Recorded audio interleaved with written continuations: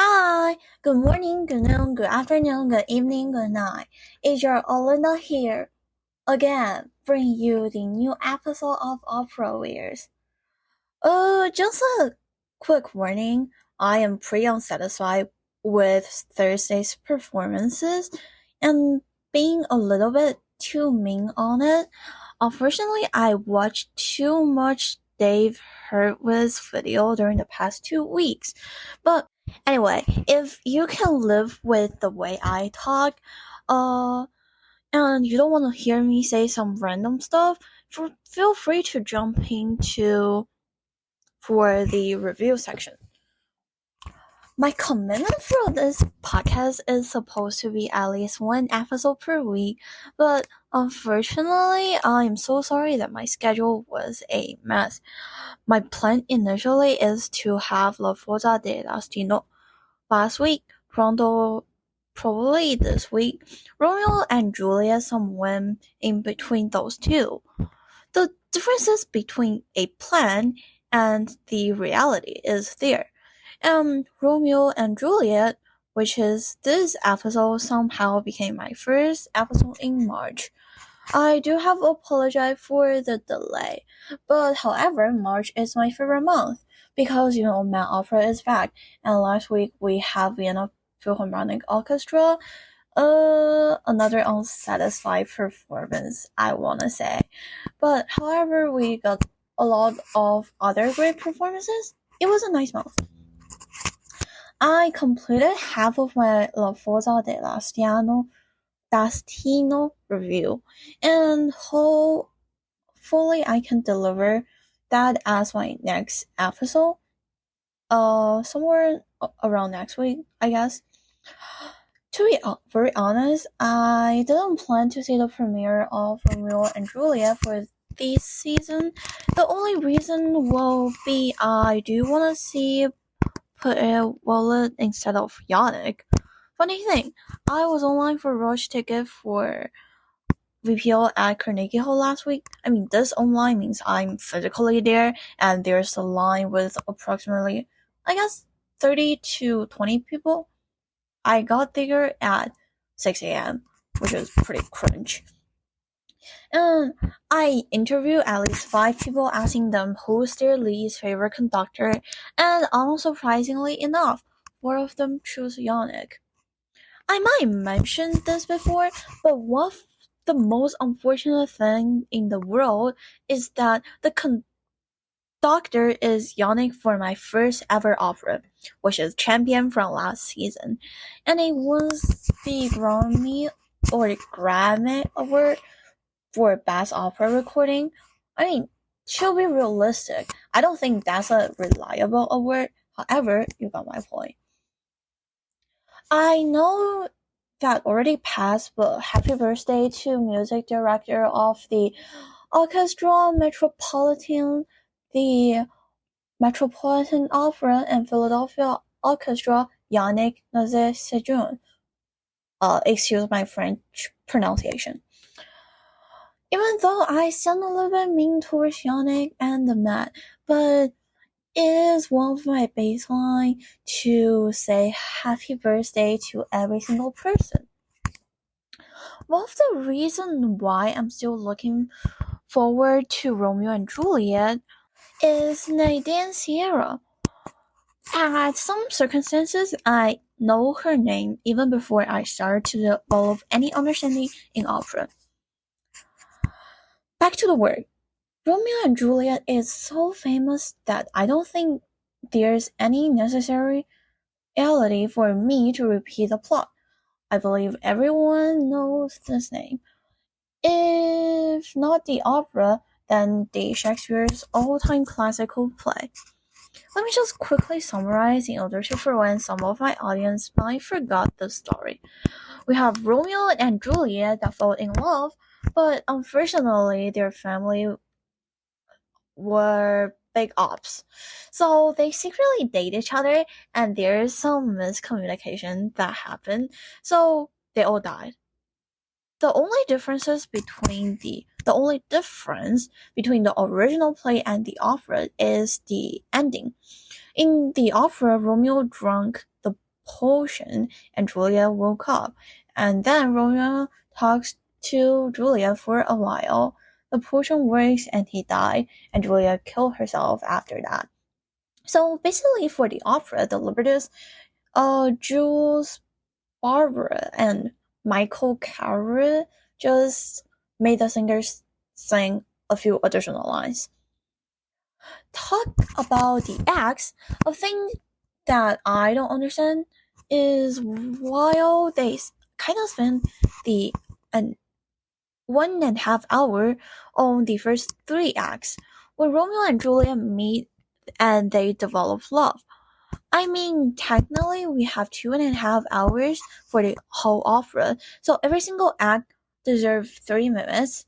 I do understand that they have to develop the love between Romeo and Juliet so that the audience can be more engaged for the sad ending, but if it is me, then I'll consider putting more of the time focusing on things happen after Tibet and Romeo's fight, which is the climax, rolling action, and resolution in the writing of literature.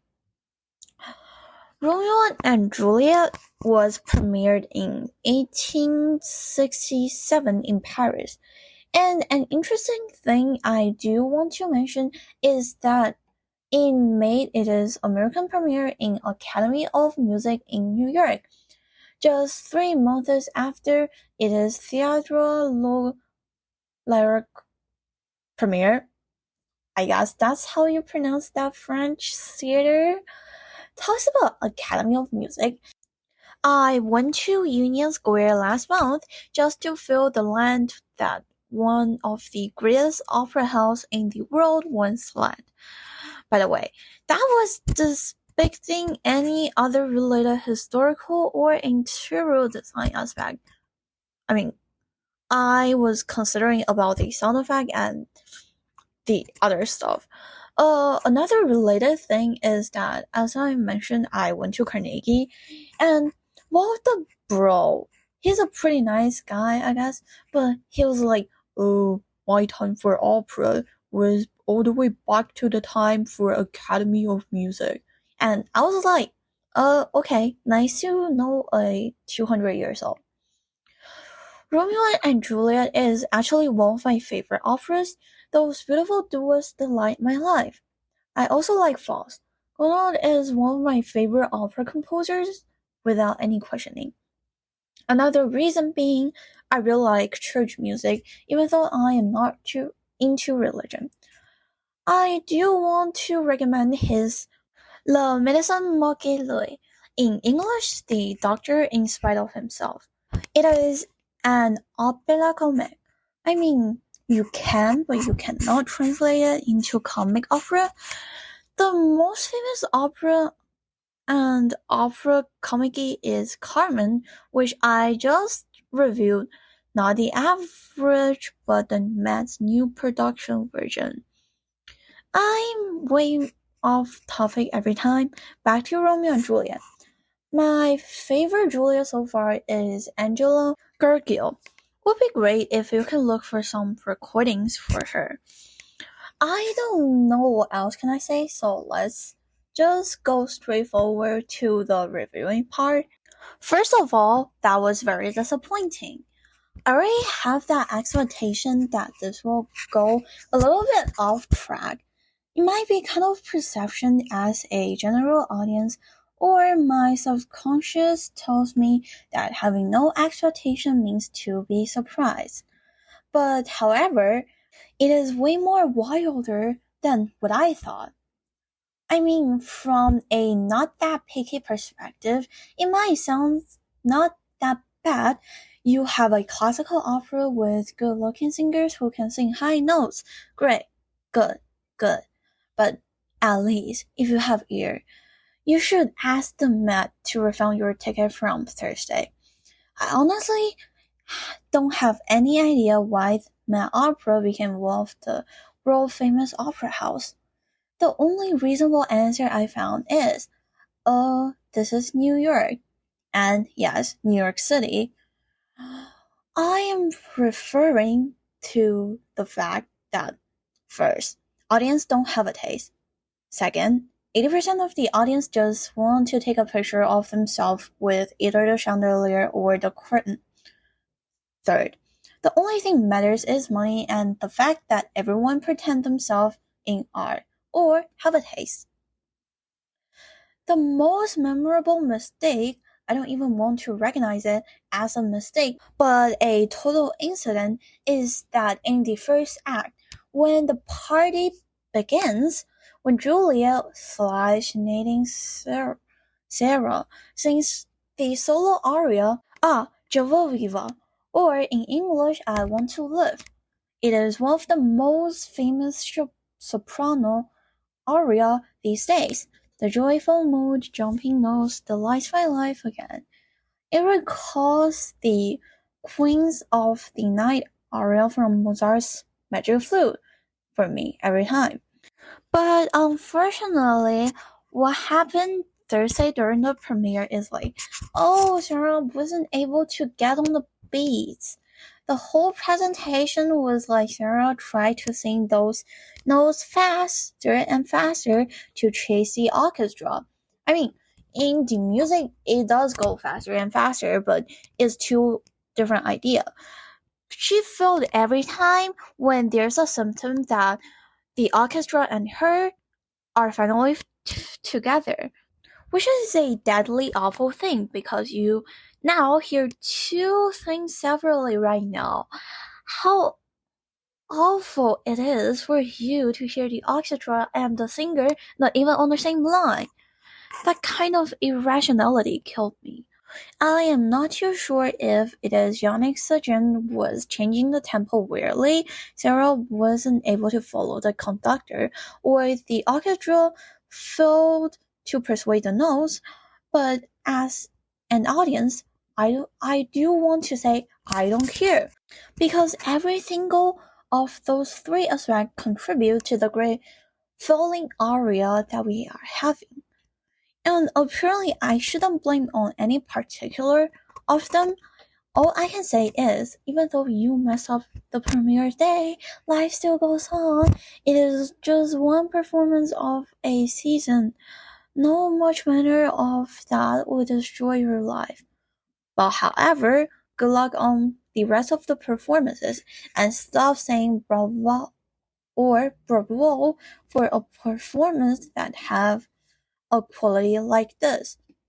Another thing that tortured me is that everyone knows Yannick loved to fill the music with string. In order to prevent that, I just like to sit somewhere at the last few rows in the orchestra rear area so that the sound would spread a little bit and not bouncing too hard when I heard it. And there's the mistake I made. Because now the sound spread, I am able to hear the orchestra more clearly and more detailedly. The fact that the orchestra wasn't that together is ridiculous. Well, every single other human are like bravo, bravo, brave, bravi, and the dude sitting behind me was beatboxing. Not too sure where he came from, but he was like dum dum da da dum dum da da. Why are you paying to do beatboxing here? And the left arm of my chair was actually about to fall off. I was laughing. Having those things together is hilarious. Now we need a psychologist to explain why am I laughing. I'm not standing against Wagner, who believes in Gesamtkunstwerk, the total art, but the relatively most important part of opera, singing. As I said before, Nadine Sarah is one of the most famous soprano these days. I mean, she got a Wikipedia page with 27 languages. What is more impressive than that? I'm not saying that she doesn't deserve her reputation, even though I think the 2022 production of La Traviata is a rough and slipshod work of a Disney musical, but I still consider her Violetta Valerie one of the remarkable ones. But overall here, in Romeo and Juliet, the situation kind of changed a little bit. First of all, I'm not French. Second of all, I don't know any French person.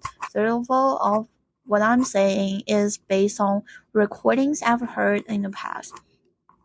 The conclusion is, I just don't think the dialect director at the Met is on their fully working mode. There's some articulation of the words and the pronunciation that I found a little bit off. And also her singing. Besides that random dragging aria that we all don't want to talk about, the technical aspect of her singing is fine and great to me. A problem that exists in most of the singers nowadays appeared on her. It is you, as an opera singer, acting is something that's pretty important because we're all humans and humans have mood. And acting is one of the most essential thing or something we called a performance. Nadine Sierra is a great singer, but her singing is not as good as in which I can totally ignore the acting aspect of an opera.